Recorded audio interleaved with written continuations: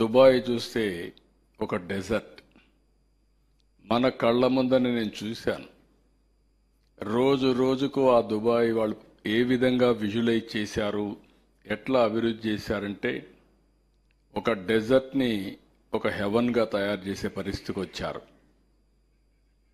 వాళ్ళకుండే వనరులు మీరు చూస్తే అక్కడ ఒక ఏమీ లేనిది ఇక్కడ ఒక చిన్న పోర్ట్ కట్టారు.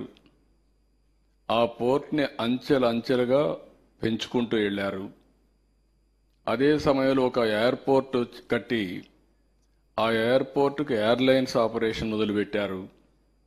ఈ రెండు కూడా మీరు చూస్తే దానికి కావాల్సిన ఎకో సిస్టమ్ క్రియేట్ చేస్తూ ఈరోజు ఒక్క దుబాయ్లో 1,50,000 రూములు ఉన్నాయి. మన విశాఖపట్నంలో ఎత్తుకొన్నాం ఈ రూముల కోసం, ఈ ఈవెంట్ కోసం.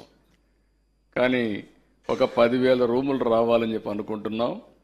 నాకు ఏమాత్రం అనుమానం లేదు, రాబోయే రోజుల్లో Visakhapatnam alone to start with Subrahmanyam గారు 10,000 అన్నారు, కానీ నా ఆలోచన మాత్రం కనీసం 25,000 కేసు ఇక్కడ రావాలి టు స్టార్ట్ విత్.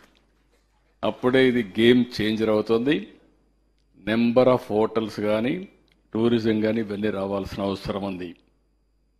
అదే మరి చాలా ప్రాంతాలను మీరు చూస్తే ఈవెన్ సింగపూర్ ఒక ఫిషర్మెన్ విలేజ్ ఈరోజు one of the most liveable సిటీగా తయారు చేయగలిగారు.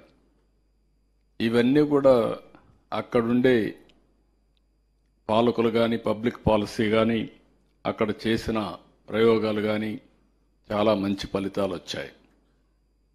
ఈరోజు ఇండియా కూడా మనం చూస్తున్నాం. నరేంద్ర మోడీ గారు ప్రధానమంత్రి గారు అయిన తర్వాత 11 సంవత్సరాల్లో 11వ ప్లేసులో ఉండే ఆర్థిక వ్యవస్థ 4వ అతి లార్జ్ ఎకానమీకి వచ్చాం. రాబోయే సంవత్సరం మనం 3rd లార్జెస్ట్ ఎకానమీకి వస్తాం. అదే మరి 2038కి 2nd లార్జెస్ట్ ఎకానమీకి వస్తాం. 2047కి నాకైతే డౌట్ లేదు.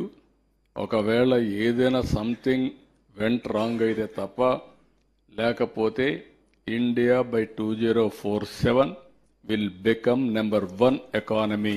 It is unstoppable. It is going to happen. అదే సమయంలో 25 సంవత్సరాల కంటే ముందు ఒక పబ్లిక్ పాలసీ, ఒక విజన్ ఇచ్చాం. ఒక ఇంటికి ఒక ఐటీ ప్రొఫెషనల్ ఉండాలి, పిల్లల్ని బాగా చదివించామని చెప్పి ఒక కాల్ ఇస్తే 25 సంవత్సరాల్లో వచ్చిన ట్రాన్స్ఫర్మేషన్ మీరు చూస్తే ప్రపంచం అంతా కూడా భారతీయులు వెళ్ళారు. అందులో అగ్రస్థానంలో తెలుగు వాళ్ళు ఉన్నారు. ఏ దేశానికి పోయినా హైయెస్ట్ పర్ క్యాపిటా ఇన్కమ్ ఎవరంటే దానికి చిరునామాగా తెలుగు వాళ్ళు తయారయ్యే పరిస్థితికి వచ్చారు. ఇది మన కళ్ళ ముందర కనపడొస్తుంది. నేను ఆ రోజు విజన్ 2020 తయారు చేశాను సమైక్య ఆంధ్రప్రదేశ్కి. చాలామంది నన్ను ఎగతాళి చేశారు. నేను విజన్ అంటే వాళ్ళు 420 అని కూడా మాట్లాడారు. ఎందుకంటే ఈ సందర్భాల్లో ఒకసారి రివ్యూ చేసుకుంటే ఆ రోజు తయారు చేసిన vision first time in India తయారు చేశాం. ఈరోజు మీరు చూస్తే హైదరాబాద్ అయితే మోస్ట్ లివబుల్ సిటీ.